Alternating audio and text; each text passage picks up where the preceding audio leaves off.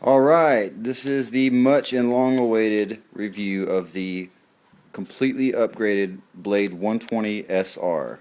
I'm going to do basically the full review with compliments and critiques on the parts and what I had to do to make this complete upgrade work for me to actually make the flight characteristics better.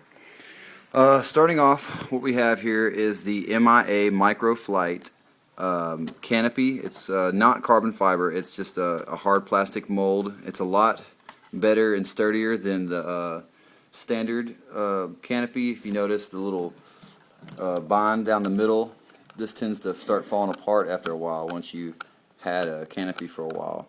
But on this one, if you notice, the bond is much more solid. You can't even see where the bond really is, and there's really no flap at all or anything for you to catch onto to where it would come apart.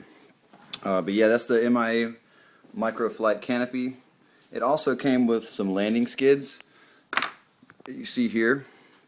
They do look very cool, and I'm going to go ahead and say they're probably a really good pair of landing skids. I just haven't gone through the trouble of putting them on. One thing I don't like is it's a little loose in there, but you can just put some CA glue on that and that'll fix that. But yeah, it's also a lot wider than the standard landing skids. It's a good bit wider actually. If you notice, this is the standard skids and this is the MIA, so it's quite a bit wider and actually sits a little lower as well to the ground. So it's going to give it an all new kind of just a overall cool look. Anyways, back to this. Also, if you see, I have the CNC Micro Heli frame. It's all aluminum. It's a lot nicer than the plastic one. I also have my motor zip tied to the frame. You see the zip tie there, and that just gives it a little bit more stability. From the swash plate and up, what I have here is the Micro Heli swash plate, and then I have the Micro Heli anti-rotation collar. I have the Micro Heli fly bar system, and I have the Micro Heli blade grips. On top of that, I have the Rakon Heli main rotor hub, and it seems to do a lot better than the plastic one. Micro Heli doesn't make a main rotor hub, so I had to go with Rakon, but it seemed to do a lot better than the standard one. It's a lot sturdier. Moving on, we have the Micro Heli. We have the Rakon tail motor hub and fin set. It's a lot nicer than the Micro Heli version. This is the Rakon. If you notice, it has a heat sink built into the motor mount. If you see those little ribs and studs coming out, those are little fins and just a little built-in heat sink. It just looks cooler. On the Micro Heli one, it is only a half fin and it doesn't have a little heat sink on it. And this Rakon Heli came with a little delta wing as well, so it just kind of gives it an overall better look. I went ahead, I did get the CNC machine aluminum shaft as well, but when I put it on there, it didn't give the flight characteristics anything better. In fact, it made it a whole lot worse.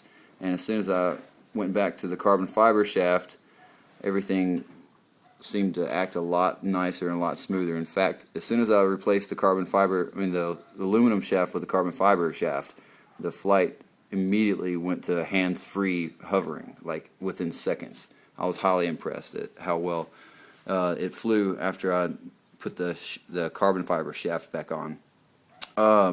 As you see, I have the Rakon Heli landing skids right now, and I like these a whole lot. They're a lot sturdier than the plastic ones. They're a lot different than the Microflight one you see there, but I've got those on for now. It just kind of gives it the whole carbon fiber look. You can almost see the bling of the carbon fiber, and the fins are actually carbon fiber as well. If you can't tell, the same effect with little honeycomb silver squares in there. You see.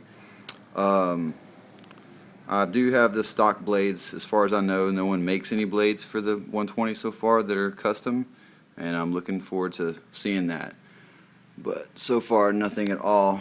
And this is the stock 120, mainly stock. I got the Rakon Heli anti-rotation collar on here, and that's about it. And the Micro Heli tail motor mount. I did make a few modifications of my own. If if you look back here on the tail motor mount, I have the a little plastic ring around it. It just kind of gives the motor protection, and I have a little rubber band to go around as well, and it just kind of keeps my wires together, and it seems to kind of give the fin a little bit less shakiness on the end of the boom there. Also, you can't really see it, but if you look on other people's YouTube videos, they make this little piece that keeps that little black bearing keeper on, because that thing tends to fall off a whole lot in wrecks. So I made this little thin piece of plastic. You can't really see it at all, but if you notice that little eraser in that hole right there, that eraser is actually holding the little plastic piece that keeps on my bearing. You can look at other YouTube videos for how I did that. It's not that hard. The only thing I did was it's on a metal motor mount instead of a plastic one, which everyone else is on a plastic. So this kind of gives you an idea of how it's going to look on a metal one. You can't even see it on it. So I think everybody would be real happy how it's going to look. And that is pretty much it with what I've done with the 120. It flies great. I'm going to be posting a video here shortly about showing how it flies. I must admit it's a lot more stable than just coming out of the box. I mean, it's not like crazy better, but you can definitely, if you've been flying it for a while, you'll definitely notice a difference. And I think that's about it. I can't think of anything else that I did not cover already. I'm Michael Barnett, and this is the Blade 120 SR fully upgraded. It's a hybrid, by the way, of Microflight, Rakon Heli, and Micro Heli parts. And thanks for watching.